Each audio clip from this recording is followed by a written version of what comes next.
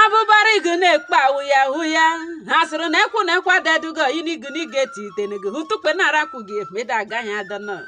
oya lara dị nyi ya lakwuru ndị ma moke hele mmemme aga mmedo mmenu une ekwugbule mo memazagbulu nu hedibedi ma menjabeja ma media pareja dọnụ ma bari ma ejeko yeridu n'ole ya bụ na ma ejeko ya lakwonyeritere gede dikpu gede he nwatakịrị ahụla gị kpuga na chek n'ike ata ma na-agọ machu n'udele bụ nwandụ ma machu meja ma hụgụ udele mara n'ihe mere na London ma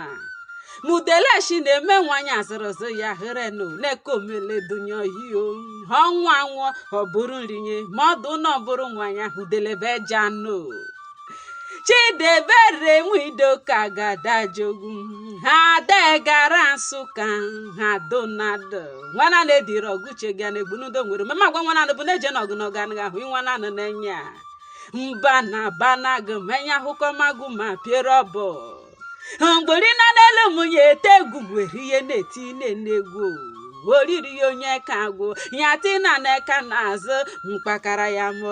ọzọ ya la no ekelerenumo Arize Odo nwa Maazị Joseph Odo nwodo nweze n'ụmụamoke n'inyi n'Enugwu Ezukọba Ariibobo adegara Nsụka ekelekwego taa na-eme cheta ọmụmụ gị ya bụdo na ganya dịnụ ya bụdo na ganya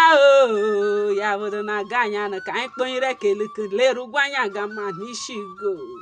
magụna nwere nukururu enyasị mehe tetedugo menya nwere ndị amụgbatachara gị na eheme ha dị makwago ụgwọ ya gama nara ekele m n'isi Arize Nwodo mụ ya na azụnụ gị ma jee Ariibobo nwanne m kenta na-eme cheta ọmụmụ gị ekpere m n'isi gị bụsi ihe na-ewu emelego ụgwọ ya gamakwara n'ugwu ụzọ na mbe ụzọ adịgo hiriọma na ya rịọta ma mgbe ekele kasị ụgwọ ya gama gere n'ugwu ụzọ mgbe ile ihe na-ewu emelego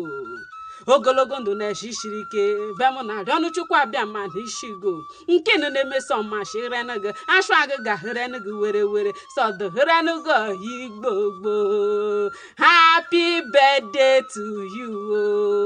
Arize Odo nwodo nweze Ariibobo nwanne m jide ka iji n'onye asịrị jide ka o ji na-eme ihe dọyikwa ya